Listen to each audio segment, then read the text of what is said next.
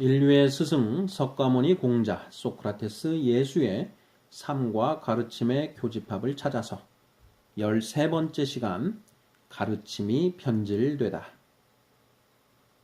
인류의 스승들의 가르침이 전승되는 과정을 살펴보면 공통점 하나가 발견됩니다. 그것은 바로 스승들의 가르침이 점차 왜곡되고 변질되어 간다는 점입니다.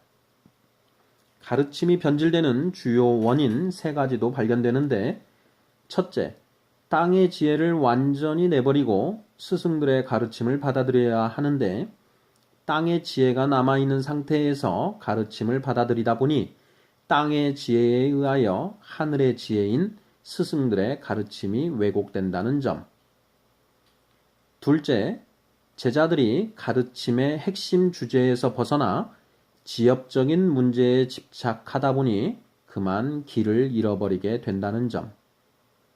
셋째, 제자들이 스승의 가르침보다 스승의 존재 자체를 더욱 부각시키면서 정작 가르침이 홀대받고 있다는 점입니다.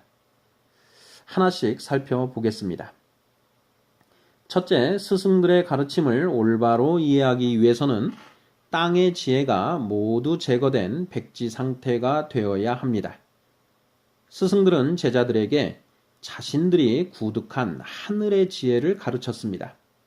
그런데 땅의 지혜가 남아있는 상태에서 스승들의 가르침을 받아들이다 보니 스승들의 가르침을 온전히 이해할 수 없습니다.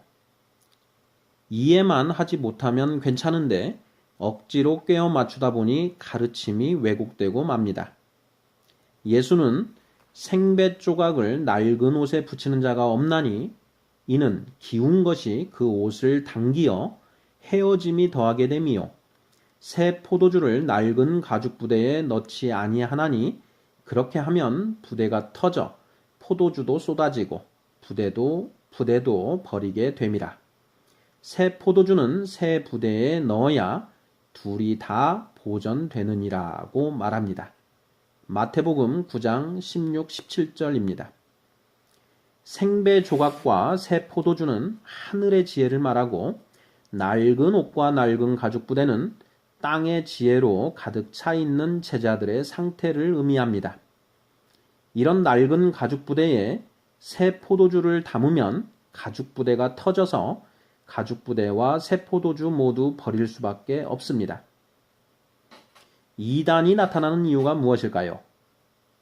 정통의 가르침에 어긋나는 교리나 교파를 적대하여 이르는 말이 이단의 사전적 정의입니다.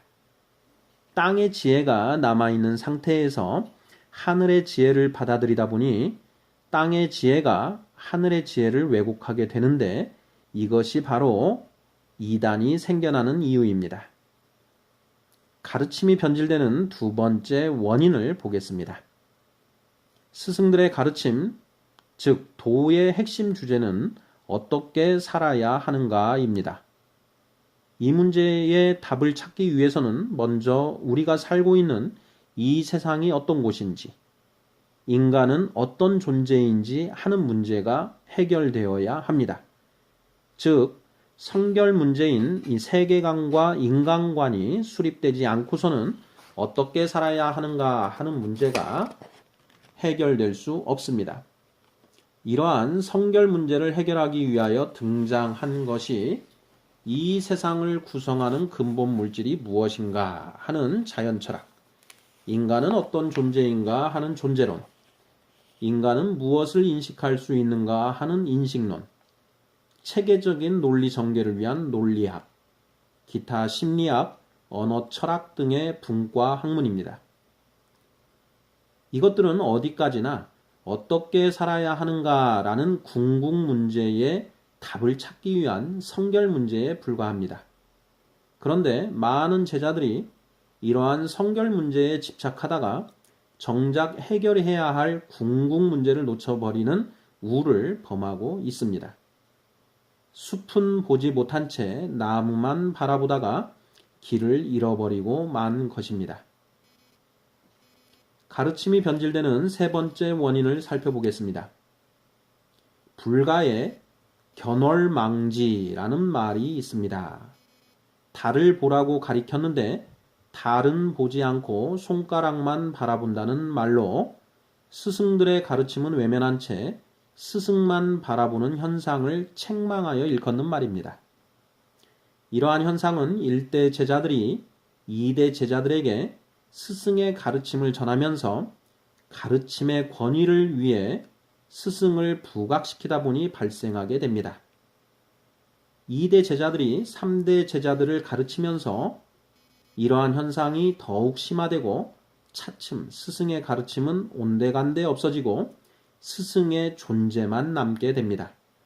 오늘날 불교, 유교, 기독교가 처해 있는 현실을 보면 본질인 가르침은 사라지고 스승의 이름만 남아 있음을 관찰할 수 있습니다.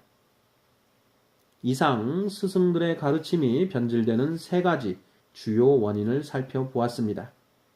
원인을 알면 문제를 해결할 수 있는 법, 땅의 지혜를 완전히 내버리고 지엽적인 문제에서 벗어나 핵심 주제에 집중하면 얼마든지 가르침의 정수를 깨달을 수 있을 것이라 생각하는데 여러분은 어떻게 생각하십니까?